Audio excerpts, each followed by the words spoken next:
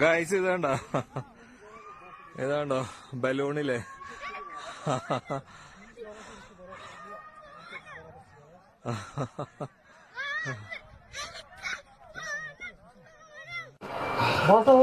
Hello guys, അപ്പൊ ഞങ്ങള് ബലൂണിന്റെ ഉള്ളിൽ കയറിയേക്കണ കേട്ടോ.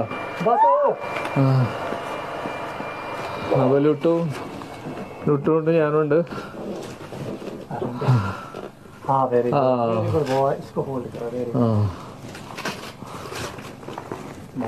അപ്പൊ ഞാൻ ബലൂണില് ഞങ്ങള് പോകാനുള്ളത് ലുട്ടുണ്ട്.